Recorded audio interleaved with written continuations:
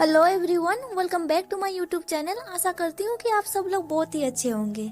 इस वीडियो पे आज मैं लिटिल मशरूम मांगा का स्टोरी को कंटिन्यू करूंगी, पर स्टोरी आगे बढ़ाने से पहले मैं कुछ कहना चाहती हूँ। जैसा कि आप देख सकते हैं, लिटिल मशरूम मांगा का पार्ट 6 एंड पार्ट 8 में मुझे अगेन कॉपीराइट क्लेम मिला है, इसीलिए मैंने सारे लिटिल मशरूम एक्सप्लेनेशन वीडियो को पब्लिक से हटा दिया है। बस चैनल के मेंबर्स ही सारे वीडियो को देख पाएंगे।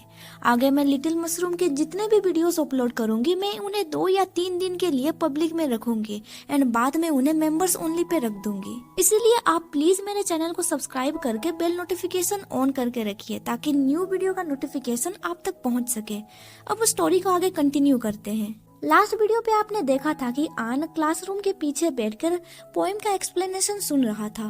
पोएम एक्सप्लेनेशन करने के बाद टीचर स्टूडेंट से कहते हैं, अब इसे दोबारा पढ़ो। सारे बच्चे फिर से चिल्लाते हुए पोएम को रीड करने लगते हैं। तभी आन विंडो से बाहर देखते हुए सोचता है, इस सिटी में कभी भी अच्छी रातें नहीं आई है। देन आन अपना वर्क बुक को देखते हुए सोचता है, ईडन गार्डन में काम करना बहुत ही स्टेबल है। क्लास खत्म होने के बाद मुझे इन बच्चों को खाने पे ले जाना होगा बाकी टीचर्स के साथ। खाना खाने के बाद मुझे उन्हें वापस डॉर्मेटरी पे पहुंचाना होगा ताकि वो आज का न्यूज देख सके। इसके बाद सीन शिफ्ट होता है। खाना खाने के बाद सारे बच्चे डॉर्मेटरी में इकट्ठा होने लगते हैं। वो बच्चे वहाँ पे बहुत ही ज्यादा शोर मचा रहे थे। सारे टीचर्स को कहा गया था न्यूज देखते समय उन्हें बच्चों का क्वेश्चंस का आंसर भी देना होगा ताकि उनके बीच रिलेशनशिप अच्छा बना रहे। न्यूज खत्म होने के बाद सारे टीचर्स वापस घर जा सकते हैं। वहाँ का शोर शराबा सुन के आन सोचने लगता है, खाना खाने के बाद ये बच्चे बहुत ही ज्यादा एक्टिव लग रहे हैं। मुझे ऐसा लग रहा है मेरे कानों में 10,000 से भी ज्यादा मच्छर चिल्ला रहे हैं, पर कोई बात नहीं, मैं उन सबको टॉलरेट कर सकता हूँ।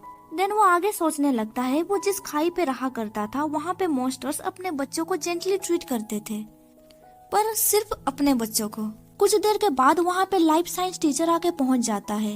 वो बच्चों को कहता है, अभी न्यूज टाइम शुरू होने वाला है। ये सुन के सारे बच्चे चिल्लाना बंद कर देते हैं। देन वो सब अपने अपने जगह पे बैठ जाते हैं। वो सारे बच्चे राउंड होके एक चेयर के ऊपर बैठे हुए थे। उन बच्चों के सामने एक बड़ी प्रोजेक्शन स्क्रीन लगा हुआ था। टीचर्स भी उन लोगों के बीच बैठ जाते हैं। तभी आन को महसूस होता है कि किसी ने उसका हाथ पकड़ा है। एक बच्ची ने उसका हाथ पकड़ा था। उस बच्ची को देखते हुए आन सोचने लगता है, उसका नाम शायद बाई नान है। उसके टच से आन थोड़ा हैरान हो जाता है क्योंकि वो इंसानों से ज्यादा फिजिकल टच में नहीं रहता है। देन वो आगे सोचने लगता है, सबसे यादगार समय वो था जब मेरा मुलाकात लू फेंग से हुआ था। पहली बार जब मैं उससे मिला था, मैं उससे टकरा गया था, जिसकी वजह से उसके चेस्ट में लगे बेज से मेरे सर में चोट लग गई थी। देन वो उस बच्ची के सर पे पेट करते हुए सोचता है, पर इस बच्ची का शरीर लू फेंग से काफी अलग है। ये काफी सॉफ्ट है, किसी स्पोर की तरह। देन बाई सडनली आन का हाथ को पकड़ लेती है। देखते ही देखते कई बच्चे आन के करीब जाने लगते हैं। आन सोचता है, ये बच्चे मेरे पास बहुत ही शांत है, जैसे कि स्पोर मेरे साथ चुपचाप रहा करती थी। देन आन नोटिस करता है कि बाकी टीचर्स के पास भी बच्चे जा रहे थे। ये देख के आन सोचने लगता है, शायद ये नेचुरल है। सारे छोटे क्रिएचर एडल्ट इंडिविजुअल के साथ रहना पसंद करते हैं। तभी वो नोटिस करता है, एक बच्चा सबसे पीछे अकेला बैठा हुआ है। उसे देखते हुए आन सोचने लगता है, शायद उसका नाम सिनान है। वो कभी भी क्लास में क्वेश्चंस नहीं पूछता है। आन सिनान को देख के स्माइल करता है, पर सिनान उसे अवॉइड कर देता है।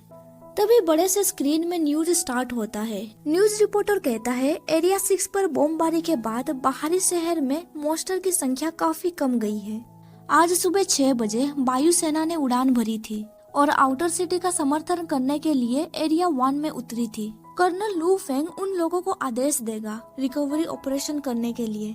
ये सुन के आन सोचने लगता है, मेन सिटी में आने के बाद से मैंने उसे नहीं देखा। आज मुझे पता चल रहा है कि वो आउटर सिटी गया था। बाई बोलती है, ये पर्सन जज है। तभी जीसा बोलती है, मुझे डर लग रहा है। पता नहीं क्यों वहाँ पे मौजूद सारे बच्चे डरने लगते हैं। आन उन्हें पूछता है, आखिर क्या हुआ है। बाई बोलती है, अक्सर समाचार में यही न्यूज बताई जाती है कि जज ने कितने लोगों को एग्जीक्यूट किया है। जीसा बोलती है, वो अक्सर उस खाई में जाता है। ये खाई बहुत डरावना है। आन उसके सर पे हाथ रखते हुए कहता है, तुम मत डरो, तुम एक ह्यूमन हो एंड जज तुम्हें प्रोटेक्ट करेगा। तभी बाई पूछती है, टीचर क्या आप जज से कभी मिले हैं? आन बोलता है हाँ मैंने उसे देखा है। बाई पूछती है वो दिखने में कैसे हैं? वो कभी भी न्यूज में नहीं आते हैं। तभी न्यूज रिपोर्टर कहता है लाइव इंटरव्यू के दौरान बैटलफील्ड के बारे में जज ने क्या कहा, आइए सुनते हैं। ये सुन के आन स्क्रीन की ओर देखता है। वो सोच रहा था कि अभी लू फेंग को दिखाया जाएगा, पर ऐसा नहीं होता है। टीवी स्क्रीन में हमें जज सिलान को दिखाया जाता है जो बैटलफील्ड के बारे में बता रहा होता है। अगर आपको याद है ये वही यंग जज है जो लू फेंग के साथ हमेशा रहा करता है। तभी जीसा पूछती है क्या वो दिखने में डरावने हैं? इस क्वेश्चन को सुन के सारे बच्चे आन की ओर देखने लगते हैं, क्योंकि इस क्वेश्चन का आंसर जानने के लिए वो सारे बच्चे बहुत ही ज्यादा इंटरेस्टेड थे। आन कहता है वो डरावना तो है पर वो दिखने में अच्छा है। पर एक बच्चा क्वेश्चन करता है वो दिखने में कैसा है? ये सुन के आन इमेजिन करने लगता है लू फेंग को। वो सोचने लगता है मैं वाला उसे किसके साथ कंपैरिजन कर सकता हूँ। तभी सडनली उसे लू फेंग के आंखों के कलर के बारे में याद आता है। इस तरह का डार्क ग्रीन कलर स्काई में चमकती हुई एरोरा जैसी थी, इसीलिए आन उन सब लोगों को जवाब देता है किसी एरोरा की तरह। पर ये आंसर सुन के वो बच्चे अभी भी डाउट में थे। पर तभी लाइफ साइंस टीचर कहता है तुम लैंग्वेज एंड लिटरेचर पढ़ाने में काबिल हो। ये सुन के आन समझ नहीं पाता है टीचर उसकी तारीफ कर रहे हैं या फिर उसकी बदनामी कर रहे हैं। स्टोरी के आगे हमें बताया जाता है ईडन गार्डन पे आन का लाइफ पीसफुली चल रहा था। उसे वहाँ पे रहे हुए ऑलमोस्ट 1 महीना हो चुका था। वो ट्विन टावर के करीब से बहुत बार गुजर चुका था एंड जब भी वो गुजरता है उसे ऐसा फील होता है कि वो अपने स्पोर के करीब है।